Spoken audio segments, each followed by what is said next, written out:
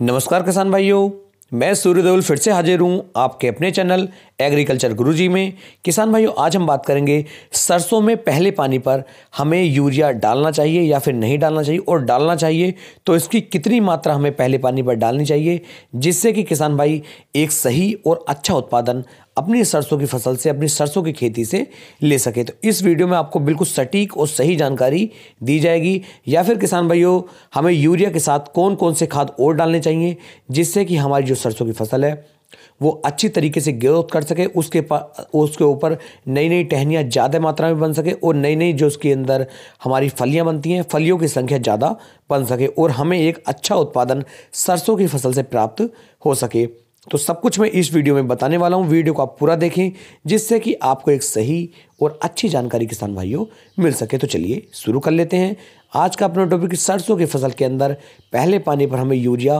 कितनी मात्रा में डालना चाहिए। किसान भाइयों, यदि आपने पहले पानी पर यूरिया नहीं लगाया है तो इससे आपको बहुत सारे नुकसान देखने को मिलेंगे, क्योंकि यदि आप दूसरे पानी पर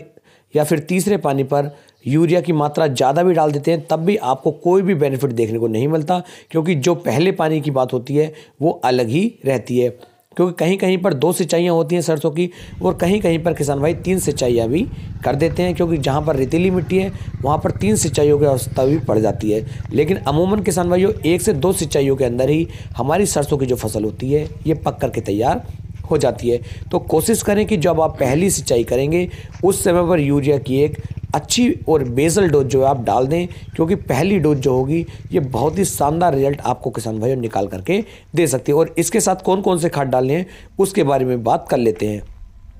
तो यदि यूरिया की बात करूं और पहले पानी की बात करूं, तो जैसे ही आपकी सरसों की फसल जो है 25 से लेकर 30 दिन के आसपास की होती है, ये सही समय है पहले पानी का। तो इस समय पर आपको पहला पानी किसान भाइयों अपनी सरसों की फसल के अंदर लगाना चाहिए, और इसी समय पर आपको यूरिया और अन्य खाद को भी डाल देना चाहिए। यदि मैं यूरिया की मात्रा की बात करूँ तो किसान भाइयों, आपको पहले पानी पर लगभग 35 से लेके 40 किलोग्राम यूरिया की मात्रा को लेना चाहिए, और इसे जो है अपने खेत के अंदर इसका बिखराव करना चाहिए। साथ ही साथ किसान भाइयों,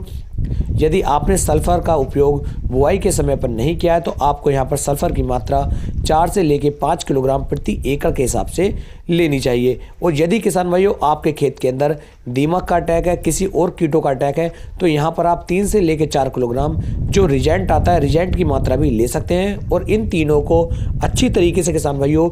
एक साथ मिलाने के बाद, एक साथ मिक्स करने के बाद अपनी सरसों की फसल के अंदर इसका बिखराव करवा दीजिए, और अपनी सरसों की फसल की पहली सिंचाई आप कर दीजिए। यदि आप ऐसा करते हैं तो सरसों की जो फसल होगी ये अच्छी तरीके से ग्रोथ करेगी, अच्छी तरीके से इसके अंदर हरापन आएगा,